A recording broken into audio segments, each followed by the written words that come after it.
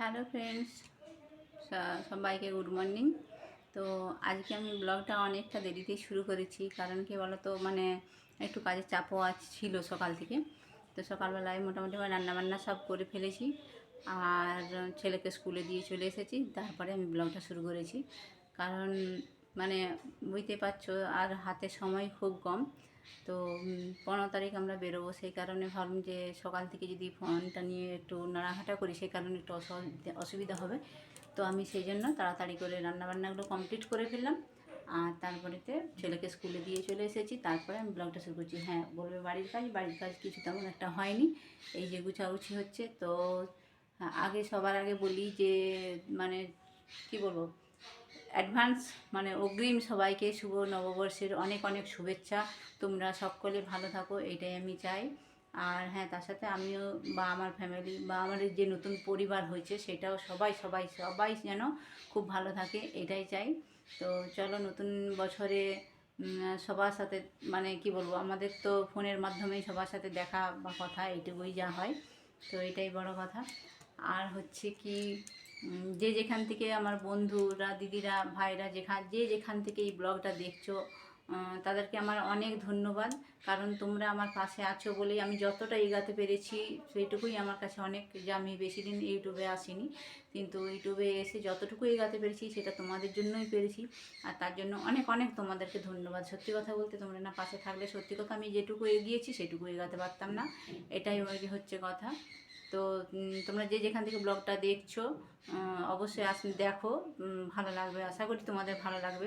প্রতিদিন তো একই রকমের ব্লগ দিই, সে কারণে ভাবছি একটু একটু হ্যাঁ, ঘরোয়া, যেহেতু আমাদের চ্যানেলটা ঘরোয়া দিয়ে শুরু করেছি, ঘরোয়া সমস্ত কাজকর্ম দিয়ে, তো সেটাই আমাদের দেখাতে হবে, এটাই কথা, অন্য কিছু দেখালে চলবে না। তো আমি সেখান থেকেই সে টুকটাকভাবেই সেইভাবেই দেখানোর চেষ্টা করছি যে দিন তারিখে একই রকম ব্লগ না দিয়ে যদি তোমাদেরকে অন্য নতুন কিছু দেখানো যায়, বা নতুন কিছু আমি ভিডিও বানিয়ে তোমাদেরকে উপহার দিতে পারি, এইটাই বড় কথা। আমিও সবার, যারা আমার বন্ধু রয়েছে, আমি প্রত্যেকের ভিডিও দেখি, কারণ তাদের থেকেও আমার অনেক কিছু শেখার আছে। আমি সবটা জানি এটা কথা নয়, আমি সত্যি কথা বলতে ইউটিউবে কিচ্ছু জানি না তেমন একটা। যদি জানতাম তাহলে আজ থেকে আমার 17 সালে ফোন কিনা হয়েছে। তো 17 সাল থেকে আজকে হচ্ছে 24 সাল, এত বছরে আমি অনেকটা এগিয়ে যেতে পারতাম, কিন্তু সত্যি বলতে ফোনের ব্যাপারে আমার কিছু জানা ছিল না, সেই কারণে আমি কিন্তু পারিনি কিছু করতে। হ্যাঁ, এখন ইউটিউবে অনেক ভিডিও দেখে দেখে কিছু শিখেছি, যাই হোক। তো সেখান থেকেই আমি এই চ্যানেলটা খুলেছি, আর ভিডিও করারও চেষ্টা করছি। তো হ্যাঁ, করতে গিয়ে দেখলাম যে অনেক ভাই বোন সবাই এই চ্যানেলের সাথে যুক্ত আছে, এইটার সাথে। তো আমার সেখান থেকে অনেক কিছু শিক্ষা।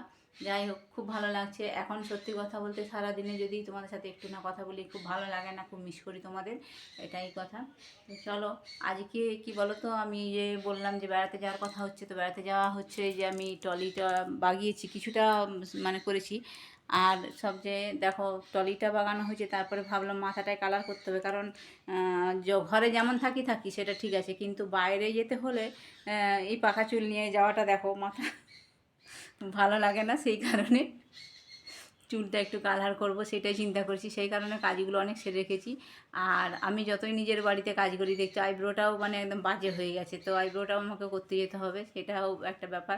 তাহলে বেশ কিছু চাপ আছে। আর দোকানে যেতে হবে, দোকানে বাইরে যাওয়ার জন্য টুকটাক জিনিসগুলো নিয়ে আসতে হবে। হ্যাঁ, আজকে ছেলেকে ছাড়তে গিয়ে কিছু জিনিস নিয়ে এসেছি, আর বাকি জিনিসগুলো আনবো। তো কী আনবো আর কী করছি, তো চলো তোমাদের সাথে আজকে শেয়ার করি, এটাই আমার আজকের ব্লগ।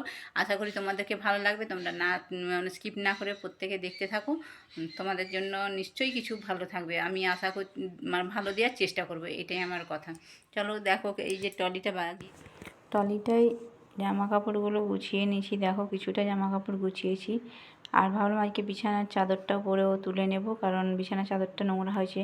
আর বছরের প্রথম দিনে একটু পরিষ্কার পরিচ্ছন্ন রাখাটা আমাদের দরকারি। হ্যাঁ, এমনিতেও পরিষ্কার থাকা দরকার অবশ্যই। আর পড়াশুনো করে যে বইপত্র ফেলে রেখেছে, আর ভাবলাম পাপোশগুলোও আজকে ধুয়ে নেব। আর তার আগে মাথাটায় কালারটা করে নিয়ে, এটাই হচ্ছে ভাবলাম আগে তাহলে মাথায় কালারটা করে নিই, কারণ রান্নাবান্না হয়ে গেছে, কালারটা করে নিলে পরে আধ ঘন্টার মধ্যে শুকনা হতে হতে তখন আমার এই কাজগুলো সব হয়ে যাবে। তারপরে আমি মানে স্নান একবার সকালবেলায় হয়ে গেছে, তারপরে আবার ভাবছি মাথাটা তো ধুতেই হবে, কালার করলে তো মাথাটা ধুতেই হবে। তো একবার মাথা শুকনা হয়ে গেছে, দেখো স্নান করেছি আমি 9টার সময় স্নান করে নিচ্ছি, তাহলে আবার করতে হবে, কারণ কালকে পয়লা বৈশাখ আছে, হবে না, এটাই একটা ব্যাপার। তো চলো আজকে আপাতত এইগুলো কাজগুলো সারি, আর তোমাদের সাথে কথা বলতে বলতে এই কাজগুলো করি। তো চলো আমি আগে মাথাটাই কালার করে নিই, কারণ কালারটা করতে অনেকটাই টাইম লাগবে, আর কালারটা করে রাখতেও হবে তো মানে আধ ঘন্টা মতো, আর সেই সময় আমি বাকি কাজগুলো সব সেরে নেবো, কারণ অনেকটাই বেলা হয়ে গেছে দেখতেই পাচ্ছ, সেই জন্যই আমি ভাবলাম যে আগে কালারটাই মাথায় নিয়ে নিই, তারপর তো ওটার মাথায় নিয়েও অনেক কাজ করা যাবে। আর কি বলো তো, মানে চুলটা ঠিক মতো না, বেড়াতে গেলে সত্যি কথা বলতে পাকা পাকা চুলগুলো থাকলে পরে একটু নিজেরই কেমন লাগে, এটাই ব্যাপার। তো আজকে ভাবলাম কাল তো পয়লা বৈশাখ, সেই কারণে একটু ঘর দুয়ারগুলো ভালো করে ডিপ ক্লিন ভাব করে নিই, কারণ পরিষ্কার না করলে পরে বছরের প্রথম দিন, যাই হোক সেটা মানে নিজেদেরই একটু খারাপ লাগছে। আর বললাম না যে ঘর দুয়ার এতটাই এখন ধুলো হয় যে বলার নেই, প্রত্যেকটা দিন আমাকে এরকমভাবে পরিষ্কার করতে হয়, এটাই ব্যাপার। তো আজকে ওই জন্য সকাল সকাল রান্নাটা সেরে নিয়ে আমি ভাবলাম যে আজকে সবটা করে ফেলবো তাড়াতাড়ি। তো চলো এই তোমাদের সাথে গল্প করতে করতেই ভাবলাম আজকে কাজগুলো করে নিই। তো দেখতেই পাচ্ছ আমি পরের পর সব পরিষ্কার করে যাচ্ছি একটা একটা। আর হ্যাঁ, সবাইকে শুভ নববর্ষ আগের থেকেই জানাই একটু, কারণ কাল যখন ভিডিও আবার মানে দেবো তখন তো অলরেডি অনেকটা দেরি হয়ে যাবে। তো সেই জন্য সব বন্ধু বান্ধবদের আমি প্রত্যেককে, ভাই বোন প্রত্যেককেই জানাই যে শুভ নববর্ষের অনেক অনেক শুভেচ্ছা তোমাদেরকে, এটাই হচ্ছে কথা। আর কি বলো তো, আর একটা কথা তোমাদেরকে বলি, এই বেড়াতে যাওয়ার কথা হচ্ছে না, বেড়াতে যাওয়ার কথাও তো একটা মানে মানে আমরা যখন 2022 সালে একবার বেড়াতে গেছিলাম, ঠিক আছে, 2022 সালে কোথায় গেছিলাম আমরা, মুকুটমণিপুর গেছিলাম। তো আমরা 4জন গিয়েছিলাম মুকুটমণিপুর। তো সেখানে মানে ঘুরতে গিয়ে একটা বেশ অভিজ্ঞতা হয়েছে আমাদের, তো সেই অভিজ্ঞতাটা আজকে তোমাদের সাথে আমি শেয়ার করি। চলো, আমার হঠাৎই মনে পড়ে গেল, তো সেইটাই আমি তোমাদের সাথে শেয়ার করতে চাই। হ্যাঁ, কাজ তো করবোই, কাজ করতে করতেই তোমাদের সাথে এই গল্পটা একটু শেয়ার করি, মানে গল্প নেই, আমার জীবনে এটা অভিজ্ঞতা যাকে বলে। তো আমরা মুকুটমণিপুর যাই, তো সেখানে হোল্ড করি একটা হোটেলে, যাই হোক। তো তারপরে আমরা সেই মুকুটমণিপুরে কী বলো তো, ওই ডিয়ার পার্ক আছে, ডিয়ার পার্ক যাওয়ার জন্য আমরা সবাই মিলে মোটামুটি তৈরি হই, এবং সেখানে নৌকায় চেপে মোটামুটি যাইও, নৌকায় চেপে আমরা যাই। তো নৌকাতে আমাদের ভাড়া নিয়েছিল 1300 টাকা। তো নৌকা বুক করেই আমরা গিয়েছিলাম। আর ডিয়ার পার্ক যখন যাই না, তখন প্রচণ্ডভাবে একটা মেঘ ধরেছিল আকাশে। তো ওই মেঘটা ধরার ফলে আমরা তবুও মানে সাহস করে ওখান থেকে ডিয়ার পার্ক দেখতে যাই। তো দেখতে যাওয়ার পরে কী হয়েছে বলো তো, সেখান থেকে আবার মানে ওই নদীর পাড় থেকে আমরা ঘুরে যখন মানে টোটো ছিল না, ওটা ওই ইঞ্জিন ট্রলিগুলো ছিল, ইঞ্জিন ট্রলিটাই চেপে মোটামুটি সবাই গেছি। যখন গেছি তখন অলরেডি অনেকটাই সন্ধ্যা হয়ে গেছে, আর হরিণগুলো সব ভিতরে ঢুকে গেছে। তো অনেক ডাকাডাকির পরে দেখলাম একটা হরিণের একটুখানি মুখটা দেখতে পেলাম, আর কিছু দেখতে পেলাম না, মানে যাওয়াটাই বেকার। ওই যে ওই ইঞ্জিন ট্রলিটাই করে ওখানেও ওটা ভাড়া নিয়েছিল, প্রায় আমাদের 450 টাকা ভাড়া নিয়েছিল।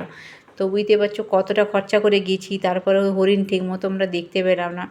এরপরে যখন নদীর পাড়ে এসেছি, তো এবার নৌকা ছাড়বে, আর এত কালো ঘন মেঘ উঠেছে মানে বলার নয়, জাস্ট মানে এতটাই মেঘ উঠেছে, আর ঝোড়ো বাতাস বইছে। তো সেখানে এবার নৌকো ছাড়ার আগে তো সবাই তো মানে সেই নদীর পাড়টাতে আর জনপ্রাণী কেউ ছিল না, শুধু আমরা 4জন আর ওই নৌকো মাঝি। মানে ভাবতে পারছো কীভাবে, এবার আর নৌকো অলরেডি আমাদের ছেড়েও দিয়েছে। হঠাৎ করে মানে মাঝ নদী নয়, মানে কিছুটা যাওয়ার পর মিনিট 10 যাওয়ার পরে এত পরিমাণে বৃষ্টি শুরু হয়েছে, এবার নৌকো এগোতে পারছে না, চারদিকে পুরো অন্ধকার, এতটা অন্ধকার হয়েছে মানে বলার নয়, কোথাও কোনো দিকে লাইটের আভাস দেখতে পাচ্ছি না, এরকম অবস্থা। আর প্রচণ্ড মাত্রায় বৃষ্টি হচ্ছে, মারাত্মকভাবে বৃষ্টি আর ঝড় চলছে।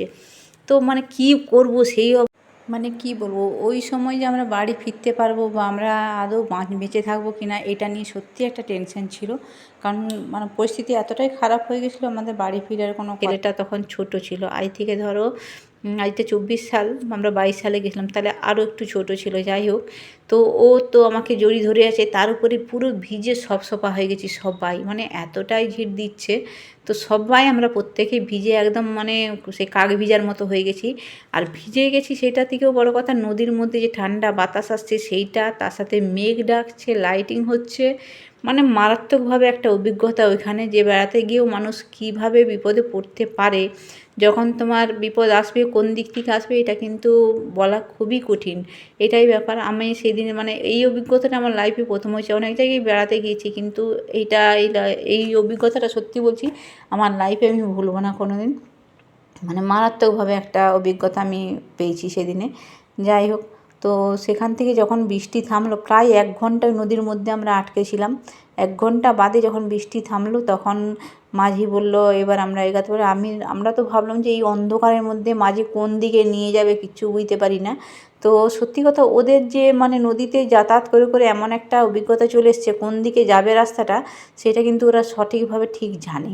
তো আমাদেরকে সঠিকভাবেই মোটামুটি আধ ঘন্টা 40 মিনিট লাগলো তীরে গিয়ে পৌঁছাতে। তো সেটাই ব্যাপার। তো চলো, মানে ওখান থেকে আমরা যখনকে বাড়ি গেলাম তখন প্রচণ্ডভাবে জল কাদা ভর্তি হয়ে আছে নদীর তীরে, মানে প্রচণ্ডভাবে। যাই হোক, সেইখান থেকে আমরা ঘুরে এসে মানে খাবার সুদ্ধা পাইনি সেদিনকার, খাবার সুদ্ধা পেলাম না, এটা একটা ব্যাপার। তো তোমাদের সাথে অনেকটাই গল্প আমি আজকে শেয়ার করে ফেললাম। আর দেখতে পেলে আজকে কি রান্না করেছি সবটাই তোমাদের মানে দেখালাম, হয়তো বললাম না। যাই হোক, আর আমার গাছে দুটো ফুল ফুটেছে সেটাই দেখালাম। আর সন্ধেবেলায় দেখো মেলাতে গিয়েছিলাম, এই যে মা দুর্গা মানে শিব দুর্গার, এটা হচ্ছে আমাদের এখানে গাজনের ফটো। তো আর বাকি মানে এই ফটোগুলো কী বলতো সোজা করে তুলতে মানে সোজা সোজা তোলা হয়ে গেছে, তার জন্য ঠিকমতো দেখাচ্ছে না। আমি যেন সব ফটোগুলো দিতে পারলাম না, সরি তোমাদের কাছে। আমার গাজনের যে সমস্ত ফটো আছে আমি সেগুলো দিতে পারছি না, কারণ কখন যে ক্যামেরাটা এইভাবে হয়ে গেছে আমি বুঝতেই পারিনি। তো তার জন্য মানে কি বলবো তোমাদেরকে পুরোটা আমি দেখাতে পারলাম না। তা মেলায় গিয়েছিলাম, দুটো ফুল কিনেছি, সেটা তোমাদের অবশ্যই দেখাবো। আর হ্যাঁ, আর কি খেয়েছি না খেয়েছি সে মানে ফুচকা টুচকা খেয়েছি, কিন্তু সেগুলো তো অত শেয়ার করা যায়নি খেতে খেতে। যাই হোক, হ্যাঁ, যেখান থেকে যে সব বন্ধুরা আমার এই ভিডিও দেখছো তোমাদেরকে আমি আবারও বলছি অনেক অনেক ধন্যবাদ। তোমরা যারা আমাকে ভালোবেসে দেখছো তাদেরও ধন্যবাদ, যারা আমাকে ভালোবেসে না দেখছো মানে দেখছো ভালোবাসো না অথচ দেখছো তাদেরকেও অনেক ধন্যবাদ। তো সবাই আমার ভিডিওটা প্লিজ একটা লাইক করবে আর কমেন্ট করবে। আর নতুন বন্ধুদের বলছি সাবস্ক্রাইব করতে ভুলো না, এটাই আমার তোমাদের কাছে অনুরোধ। ভিডিওটা দেখে কিন্তু অবশ্যই লাইক করবে। আজকের মতো ব্লগটা এখানেই শেষ করছি, কাল আবার দেখা হবে।